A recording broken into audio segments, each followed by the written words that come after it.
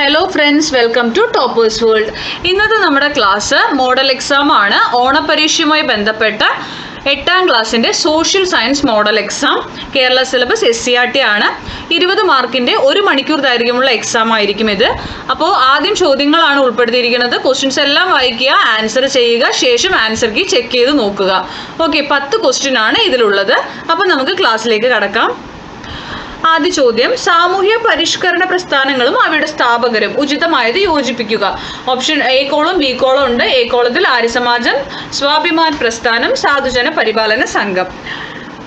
ബിയില് EV Ramaswamy Naicker, Ayyankali, Swami Dayananda Saraswati, സ്വാമി വിവേകാനന്ദൻ.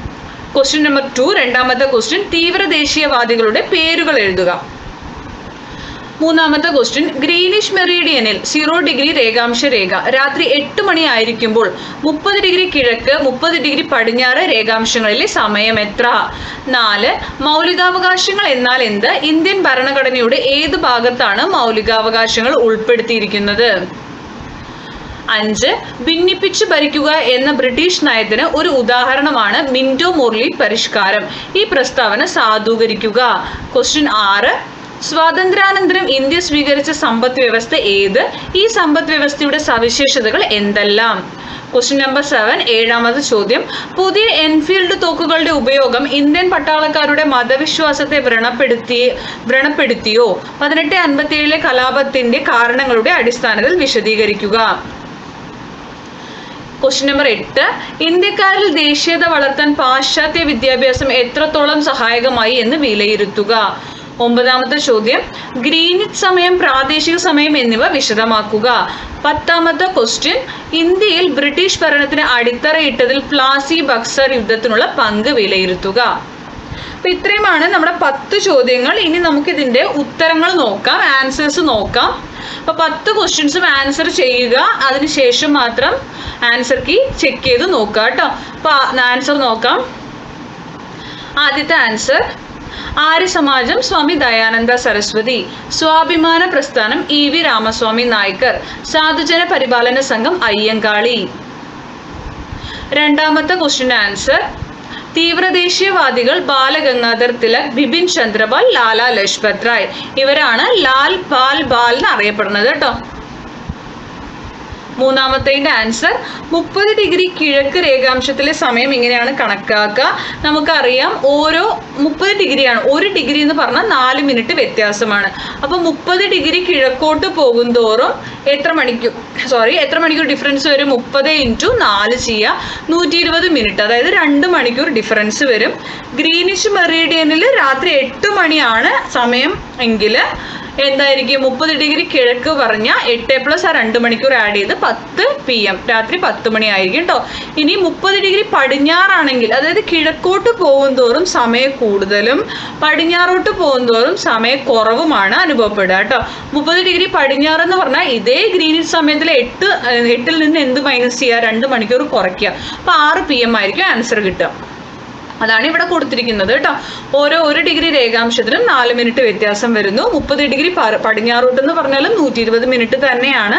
2 മണിക്കൂർ സമയം. Greenish മെറീഡിയനിൽ രാത്രി 8 മണി ആയതുകൊണ്ട് 30 ഡിഗ്രി പടിഞ്ഞാറ് സമയം 8 - 2 6 PM ആയിരിക്കും. ക്വസ്റ്റ്യൻ നമ്പർ 4, മൗലികാവകാശങ്ങൾ എന്നത് ഇന്ത്യൻ പൗരന്മാർക്ക് ഭരണഘടന ഉറപ്പു നൽകുന്ന അടിസ്ഥാനപരമായ അവകാശങ്ങളാണ്. ഇവ വ്യക്തിയുടെ സ്വാതന്ത്ര്യം, സമത്വം, അന്തസ്സ് എന്നിവ സംരക്ഷിക്കാൻ സഹായിക്കുന്നു. ഇന്ത്യൻ ഭരണഘടനയുടെ 3ാം ഭാഗത്താണ് മൗലികാവകാശങ്ങൾ ഉൾപ്പെടുത്തിയിരിക്കുന്നത്. 5ാമത്തെ ഉത്തരം, മിന്റോ മോർലി പരിഷ്കാരങ്ങൾ 1909 ഭിന്നിപ്പിച്ച് ഭരിക്കുക എന്ന ബ്രിട്ടീഷ് നയത്തിന് ഉദാഹരണമാണ്. കാരണം ഇത് മുസ്ലിങ്ങൾക്ക് പ്രത്യേക നിയോജക മണ്ഡലങ്ങൾ അനുവദിച്ചുകൊണ്ട് ഹിന്ദുക്കളെയും മുസ്ലിങ്ങളെയും തമ്മിൽ ഭിന്നിപ്പിക്കാൻ ശ്രമിച്ചു. ഇത് മതപരമായ വേർതിരിവുകൾക്ക് ആക്കം കൂട്ടുകയും ദേശീയ പ്രസ്ഥാനത്തെ ദുർബലപ്പെടുത്തുകയും ചെയ്തു. 6ാമത്തെ ഉത്തരം, സ്വാതന്ത്ര്യാനന്തരം ഇന്ത്യ സ്വീകരിച്ച സമ്പദ് വ്യവസ്ഥ മിശ്ര സമ്പദ് വ്യവസ്ഥയാണ്, മിക്സഡ് എക്കണോമി. സവിശേഷതകൾ, പൊതുമേഖലയ്ക്കും സ്വകാര്യ മേഖലയ്ക്കും പ്രാധാന്യം നൽകുന്നു, ആസൂത്രണത്തിലൂടെയുള്ള വികസനം ലക്ഷ്യമിടുന്നു, സാമൂഹിക നീതിയും തുല്യതയും ഉറപ്പാക്കാൻ ശ്രമിക്കുന്നു.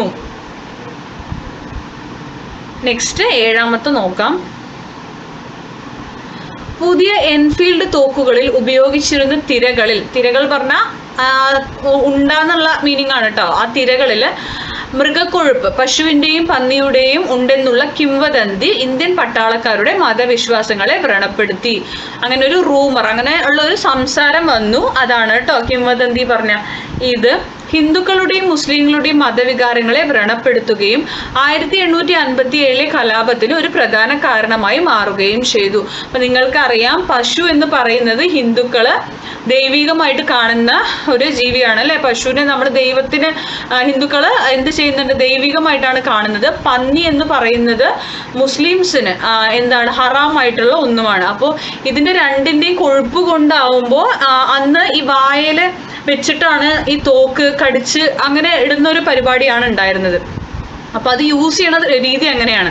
അപ്പൊ പശുവിന്റെയും പന്നിയുടെയും കൊഴുപ്പ് ഉപയോഗിച്ചുള്ള തോക്കുകൾ അങ്ങനെ ഉപയോഗിക്കാൻ എന്ത് ചെയ്യാൻ പറ്റിയില്ല, ഇന്ത്യൻ പട്ടാളക്കാർക്ക് ഇഷ്ടമുണ്ടായിരുന്നില്ല. അതാണ് ഇതിനൊരു റീസൺ. അപ്പൊ അത് കുറച്ചുകൂടി എക്സ്പ്ലെയിൻ ചെയ്ത് നിങ്ങൾ എഴുതുക. ഇത് അത്ര എക്സ്പ്ലെയിൻഡ് അല്ല.